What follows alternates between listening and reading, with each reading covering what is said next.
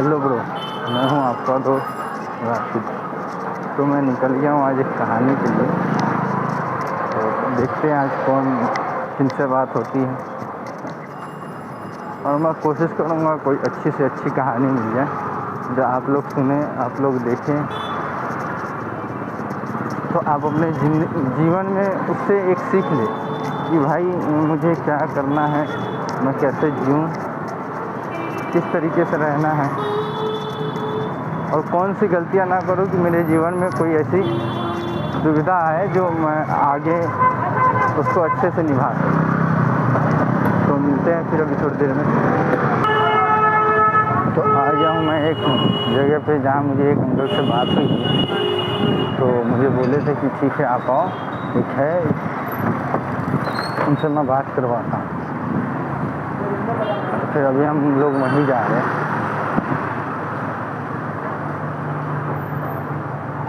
अभी फिलहाल रास्ते में ही हैं हम लोग।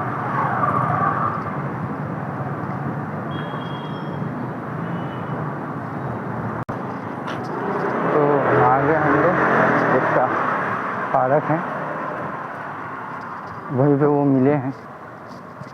तो फिर चलिए कहानी की तरफ सुनते हैं क्या है उनकी कहानी, और कैसे कैसे यहाँ तक पहुँचे, क्या किए हैं। कहाँ गए पहले? बम्बई। पहले बॉम्बे निकला मैं। जब 10वीं की परीक्षा दिया तो पहले साल में फ़ेल हो गया। बोर्ड की परीक्षा थी, मैं फ़ेल हो गया। तो रिजल्ट देखने गया था घर से, फिर घर गया ही नहीं वापस, न जेब में 1 रुपये। सीधा बॉम्बे की ट्रेन पकड़ लिया मैंने विदाउट टिकट। भूखा प्यासा मैं 2 दिन सफ़र काटा।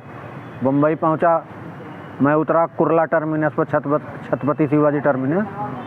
जब मैं वहाँ उतरा, अब वहाँ भैया देख रहा हूँ यहाँ समोसे बिक रहा है, वहाँ वड़ा पाव बिक रहा है, वहाँ मेरी भूख और बढ़ रही। 2 दिन से भूखा प्यासा, और उस टाइम में मैं नया भी था, बॉडी भी तगड़ी थी मेरी। फिर मैं किसी से कुछ बोला नहीं, भाई मेरे को खिला दो, क्या करूँ, कुछ नहीं। फिर मैं वहाँ से चलते बना, पैदल चलते चलते चलते चलते, किसी से नहीं पूछ रहा हूँ कहाँ जाना है, कौन सी रोड जा रही है, कोई ठौर ठिकाना तो था नहीं। भागा हुआ था मैं, घर जाऊंगा तो फेल हो गया हूँ, पता नहीं लोग क्या बोलेंगे, मेरा क्या करेंगे, इस चक्कर में भाग गया था। फिर मैं धीरे धीरे धीरे धीरे इतना जानता था कि कल्याण में एक सिरौली गांवटी इलाका है, और वहाँ पर एक फैक्ट्री है, उसमें मेरा एक रिश्तेदार काम करता था। ये मुझे गांव से पता था। फिर मैं कल्याण तक पैदल गया। अरे मुझे शाम हो गई, सुबह से निकले, सुबह में कुर्ला उतरा था, सुबह से ही चलना शुरू किया। मैं शाम को 7 बजे सिरौली पहुंच गया। पूछते पूछते कल्याण पहुंचा तो मैंने वहाँ हर कंपनी में पूछने लगा, भाई देवी प्रसाद पांडे जी यहाँ पर काम करते हैं? नहीं भैया, नहीं भैया। एक में हाँ भैया हो गया। बोले तुम क्या हो उसके? मैं बताया भाई हमारे रिलेशन में हमारे जीजा लगते हैं, मेरा फूआ का लड़की इनके साथ किया हुआ है। तो मेरी बहन ही हुई फूआ की लड़की। फिर उसने बाकायदा मेरे को बैठाया केबिन में, फ़ोन लगाया वार्ड में उनके। बोले भैया ये तुम्हारे कोई रिलेशन का आया हुआ है। वो भाई फटाफट आया, देखा तो मैंने प्रणाम किया उससे। बोले भैया चलो आ जाओ, अंदर आ जाओ। अंदर गया तो अंदर एक स्टाफ कैंटीन बनी हुई है, नमकीन और चाय हमको दिलाए। उससे क्या होता है, मैं तो भूखा प्यासा एकदम परेशान हूँ, मगर उनसे कुछ नहीं बोला, उतना खा के मैंने संतोष कर लिया। मेरे पास पड़े हुए थे बगैर सिले सिलाए कपड़े। पहले तो पैंट शर्ट सिला के ही पहनते थे, अब रेडीमेड ज़्यादा फैल गया। हमारे आपके बचपन में ज़्यादा करके कपड़े सिल के ही मिल रहे हैं। तो वो मेरे पास पड़ा हुआ था। उनने पूछा ये क्या चीज़ है थैले में तुम्हारे? मैंने कहा जी ये पैंट शर्ट का कपड़ा है। बोले कि सिला हुआ है ऐसे ही है? नहीं सिला हुआ नहीं है। बोले गेट पे तुमने एंट्री कराई नहीं, अब निकलोगे कैसे लेके? अब वो निकलने नहीं देगा, बोलेगा कंपनी का है। मैंने कहा फिर आप किस दिन के लिए हो, आप निकलवाओ। बोला मेरे बैग में डाल दे, मेरा नहीं चेक इन करता, तेरा करेगा। अच्छा वहाँ से डाल दिया भैया। ड्यूटी 2 ही घंटे था, शुक्र है ऊपर वाले का। ख़त्म हुई ड्यूटी उनकी, लेके गए रूम पर। रूम पर ले गए तो वो भी गिरगिट की तरह रंग बदल दिए।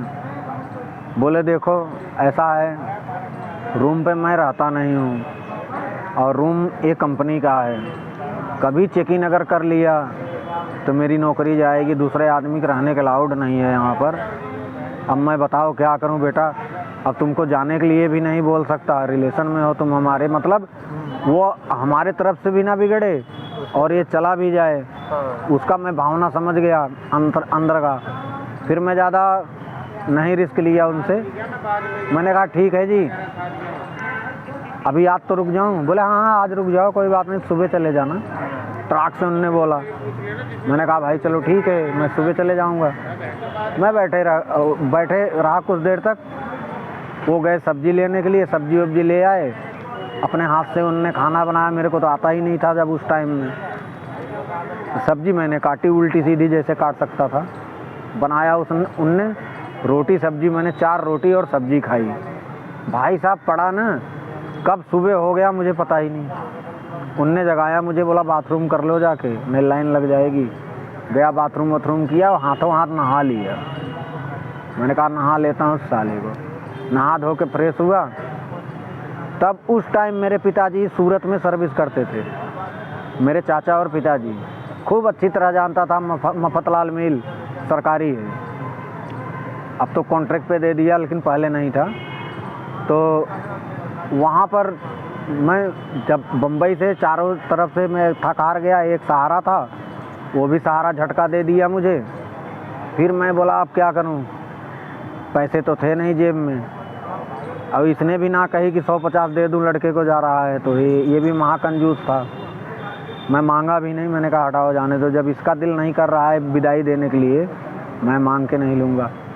वहाँ से निकला, किसी ने बताया बांद्रा से गाड़ी जाती है सूरत के लिए, हाँ सूरत गुजरात के लिए, वहीं थे मेरे पिताजी। तो मैं बांद्रा पूछते पूछते पैदल चला, वहाँ से 12-13 किलोमीटर चला तो बांद्रा पहुँचा। अच्छा बांद्रा पहुँचा तो एक लोकल ट्रेन की थी और उस तरफ वैसा था रेलवे वाला, तो उस तरफ गया मैं। ब्रिज से पार करते करते साले टीटी ने पकड़ लिया। बोला ओए कहाँ जा रहा है तुम?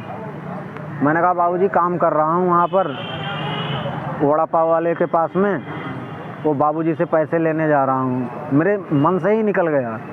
बोला जल्दी जा, फटाफट जा। मेरे को छोड़ दिया उसने, मैं पार हो गया उस तरफ, बैठा रहा। भाई गुजरात वाली ट्रेन कब जाएगी?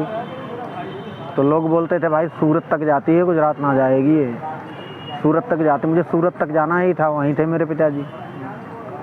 फिर भैया मैंने ट्रेन पकड़ ली। सूरत गुजरात में ही तो है, गुजरात वो जिला पड़ता है ना। तो मैं पकड़ लिया ट्रेन, बहन के लौड़ी को पकड़ा। रानी फल्लानी ट्रेन का नाम था, उसका स्टॉपेज कम था, उसमें भी सो गया मैं। पहुंच गया